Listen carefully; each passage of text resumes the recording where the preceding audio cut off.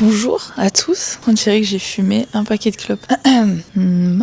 Bonne année 2026. Aujourd'hui, on est lundi 12 janvier et aujourd'hui, on va faire un truc très spécial puisqu'on va rencontrer des indigènes de Colombie. Je crois que c'est des motos qui viennent nous chercher à 8h et on va aller vraiment au fin fond de la jungle, c'est à 1h d'ici, pour rencontrer des indigènes. Heureusement, on a sur place un traducteur qui parle anglais. J'espère que c'est pas le même traducteur qu'on a eu à Salento quand on a visité la finca parce que Jesus, il était très sympa mais son accent anglais, on n'a rien compris. D'ailleurs, si vous n'avez pas vu le vlog de Salento, c'est le dernier que j'ai posté. Je vous le mets dans le petit i. Allez le voir. Enfin bref, on attend 8h que le taxi vienne nous chercher. Et puis c'est parti. Je sais pas dans quoi on s'embarque. Bon, et ben c'est parti. Le guide est mon chauffeur. On en a pour 40 minutes de route. I trust you.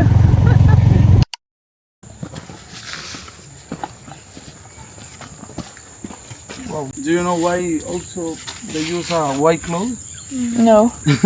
They believe a lot about the snow, and also they are coming from the top, and also about peace, because they don't fight. They are the people is very pacific. Okay. And also they come to meet. One girl from this village is not possible to have a marriage with other because they have different language, different culture. They don't wanna. They don't understand each other? No. For example, I meet you on the way. Yeah. I don't say nothing, just the guys, they take a coca leaf from your back and give it to you and you give it to me. But for example, when someone wants to be like a shaman, they take a little boy and they put it in one cave for 14 years and they don't get a contact with no one. And also they have to eat a special thing. And one shaman teach a lot in the cave. He knows to know about medicines, about everything. Do you know when someone is born like a twin? Do you know one need to be die? Oh. Really? Yeah. Okay. And how do you choose? The more skinny, they put in one cave too. And still alive and dying slowly. Oh, okay. Very close to here, we have like one family from Switzerland. They are living here. They have a little farm. So one day, very close to the river, the indigenous, they put one little boy there to die. And the people from Switzerland, they saw. And then they take it. They talk with the shaman. If I say, if it's possible to keep this boy for us. Okay. And right now, they adopt him. Oh, okay. He was very lucky, the boy. Yeah. They use a long hair, and when someone is not nice, they cut the hair. The rest of people can see you are not nice. Okay. This is like a pharmacy, because sometimes too the government they help these people. The first option is medicine, natural medicine. This is the second option. One house is one family. Okay. When do you have more than three kids, you need to have two.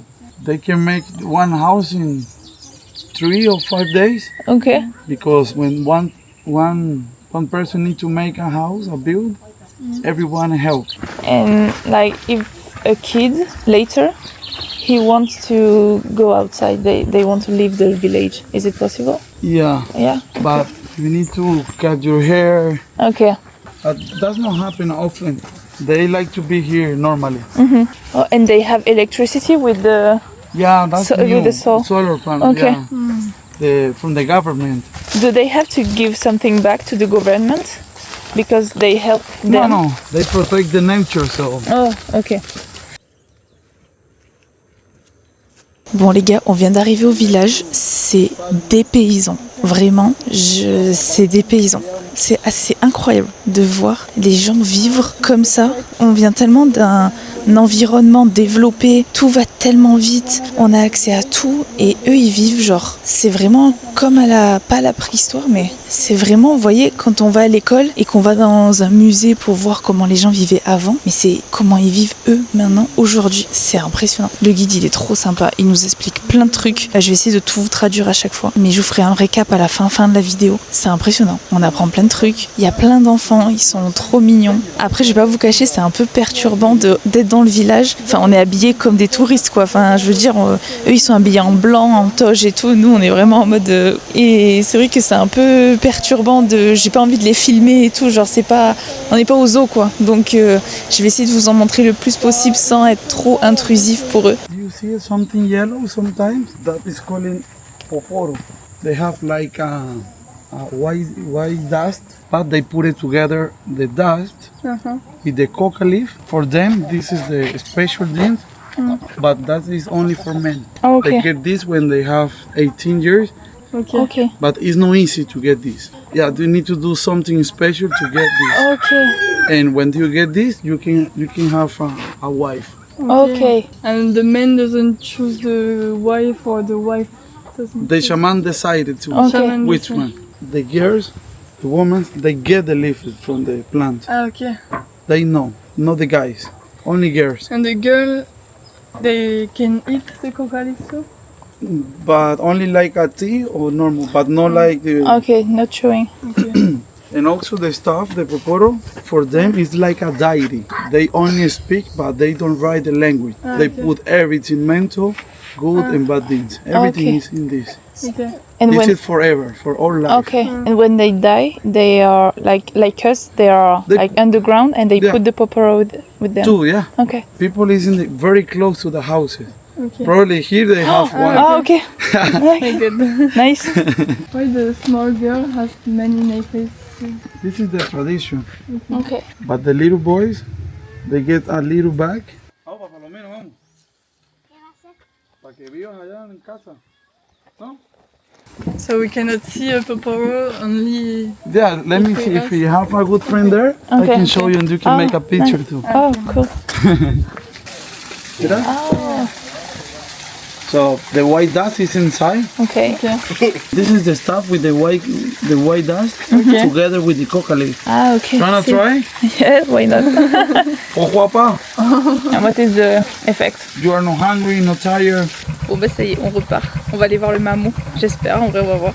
Compa, ella pregunta que si tú eres mamo solo de esta parte o de allá del... Aquí y pueblo también, como comunidad, ¿Sí? mundo y llegamos y en la unión yo sube allá, yo casa allá. Terminamos viviendo aquí. When they have like meetings, he's going there, but normally he's living here. Okay. Pregunta que por qué no todo el mundo vive allá en el pueblo. Como en la unión, como usted sabe, en la unión, como abajo, como una piscina. When sometimes they can spend many days up there at the town, and then they back here. Okay. Estoy de Francia.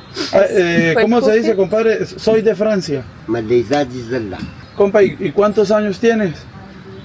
no sabe, ¿Cuántos años llevas de mamos? está llevando como 40 y llevamos hasta muerto, Y en el pueblo, ¿cuántos mamos hay? Ahí en 5. sí. How far is it the next village? Like they go by walk? Compadre, dice que como cuánto tiempo está donde el siguiente pueblo. Como poco a poco, como 3 días. Puro agua también, todo hielo, Frío. frío. Ay, no. Acá es mejor. Acá mejor, tranquilo. No tiene zapatos, no tiene manta, nada más como ropa sola. ¿Tú vas arriba páramo, vas con botas o así? No, así, ¿Así? ¿ves? Igual. Como aquí llega, aquí paramos. Aquí no hay culebra. Aquí nada más sola paja. Aquí árboles llega aquí nada más. Aquí Tungueca, aquí Tungueca y aquí Dincuámelo. Aquí Santa Rosa, aquí San Miguel, aquí Taquina, aquí Magustama. For he's going there, he passed a lot of Aquí time. Yeah, yeah. ancho, ve, aquí. And here people never see people like us. Yeah. Yeah. Compa, ¿y tienes hijos? ¿Cuántos? 10. 10. Bueno, otro mujer, así. Bueno.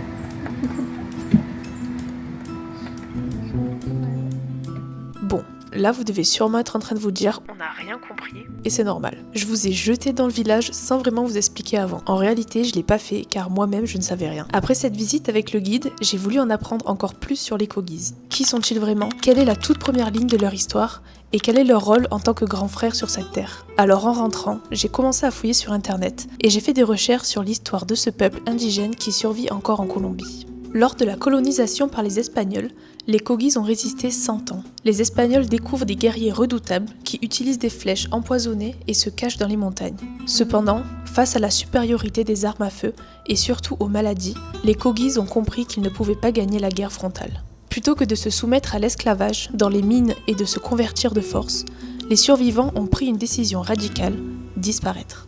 Ils ont abandonné leur cité de pierre de la côte et des basses terres pour monter vers les zones les plus inaccessibles de la Sierra Nevada. Pendant près de 400 ans, les Kogis ont vécu en circuit fermé. Ils ont développé une méfiance absolue envers le monde extérieur et ils ont gardé leur langue, leurs vêtements ancestraux et leur religion sans aucune influence chrétienne majeure. Ce n'est que depuis les années 1990 que les Kogis sont redevenus visibles et sont redescendus vers les basses terres comme à Palomino. Mais pourquoi ce retour ? La population augmentant, les terres de haute montagne ne suffisaient plus. Les Mamo ont décidé de sortir de leur silence car ils voyaient la neige fondre et la forêt être dévastée. Les Kogis se considèrent comme les grands frères, les gardiens de la terre. Pour eux, nous sommes les petits frères qui ont oublié comment respecter l'équilibre de la nature. Ils ont compris que s'ils restaient cachés, les petits frères finiraient par détruire le monde. Ils nous observent avec une sorte de tristesse protectrice. Ils pensent que notre soif de posséder, de construire et d'extraire des ressources est une forme de maladie mentale qui détruit l'équilibre du monde. Ils se voient comme les grands frères, qui doivent compenser nos erreurs par leurs prières et leurs rituels au sommet de la Sierra Nevada. Vous avez plusieurs fois entendu le mot Mamo ou encore chaman. Mais qui sont ces personnages pour les Kogis ? Eh bien, ce sont leurs chefs spirituels. Leur formation est fascinante et presque impensable pour nous. Certains enfants, choisis à la naissance, sont élevés dans l'obscurité quasi totale d'une grotte pendant 9 ou 18 ans pour les plus grands Mamos. Ils n'apprennent pas à lire ou à écrire, mais à écouter les sons de la nature, à voir avec l'esprit et comprendre les lois de la terre-mère qu'ils nomment Aluna. Lorsqu'ils sont enfin libérés à l'âge adulte, leur vision du monde est purement spirituelle. Ils deviennent alors les juges, médecins et conseillers de la communauté. On les différencie par un couvre-chef, qui sont les seuls à porter. Vous avez également pu voir un objet déroutant lorsque nous étions au village, le poporo. C'est un objet remis par le Mamo à l'âge adulte qui symbolise la réflexion et le passage à la maturité. À l'intérieur, il contient de la poudre de coquillage blanc que les hommes viennent mélanger avec leur salive et de la feuille de coca mâchée. Les hommes frottent ensuite leur poporo avec le bâtonnet couvert de ce mélange. C'est leur journal intime. Les Kogis disent que chaque mouvement du bâtonnet sur le bord du poporo grave une pensée. Un homme ne quitte jamais son poporo. C'est son compagnon de méditation qui lui permet de rester éveillé et de lire le monde. Mais attention, si ce sont les hommes qui portent le poporo, rien ne serait possible sans les femmes du village. Contrairement aux hommes, les femmes ne mâchent pas la feuille de coca. Puisque la plante de coca est un cadeau de la mère terre, ce sont les femmes qui ont le droit spirituel de l'accueillir. Leurs mains sont perçues comme fertiles et nourricières. En récoltant les feuilles, elles assurent le lien entre le sol et la communauté. Elles tissent également des sacs, appelés les mochilas, qui représentent l'utérus. Mettre les feuilles de coca dans le sac, c'est comme mettre la vie dans l'utérus. Les Kogis considèrent que la femme est naturellement connectée à la terre. Elle possède déjà en elle la sagesse et le cycle de la vie. Elle n'a pas besoin du coca pour être en lien avec la mère. L'homme, lui, est considéré comme plus distrait ou plus éloigné de ses cycles naturels. Il a besoin de la coca et du poporo comme d'une encre pour rester concentré sur ses devoirs spirituels et ne pas se perdre dans ses impulsions. Sans la récolte de la femme, l'homme ne peut pas réfléchir. Et sans la réflexion de l'homme, guidé par la coca, la famille et le village ne sont pas protégés. L'un ne peut exister sans l'autre. Si vous souhaitez en apprendre plus sur les Kogis, j'ai trouvé sur YouTube un épisode de Rendez-vous en terre inconnue avec Thomas Pesquet qui rencontre ce peuple durant plusieurs jours. Si ça vous intéresse, je vous mets le lien en description. En quittant la Sierra Nevada, j'ai compris une chose. Pour les Kogis, nous ne sommes pas les propriétaires de la terre, mais ses invités. Respecter leur mission, c'est commencer par écouter ce que la nature a à nous dire. J'espère que cette vidéo vous aura plu. N'hésitez pas à liker, commenter et à vous abonner. Et nous, on se retrouve la semaine prochaine dans un nouveau vlog, plus en Colombie, mais je vous spoil, au Brésil. Bisous!